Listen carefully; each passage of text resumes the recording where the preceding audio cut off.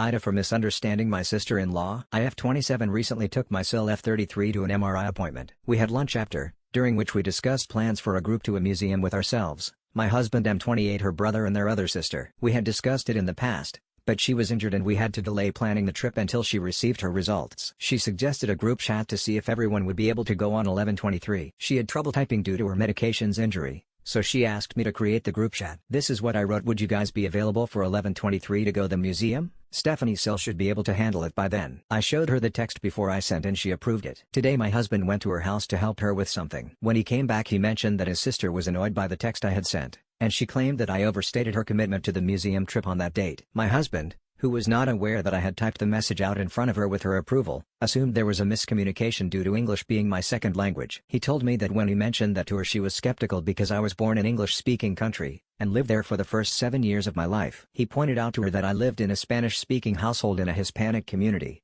before returning to my parents' home country at the age of 7. She apparently remained skeptical and changed the subject. It's also worth noting that during our lunch she had asked very probing questions about my immigration status and my family's status. My husband says that he felt a sense of hostility from her towards me for my English skills. I felt somewhat discriminated against by her questions at lunch. This seems out of character because she's very liberal when it comes to politics to anyone who will listen, but my husband and I both felt a sense of hostility towards me. So am I the asshole for sending the group text?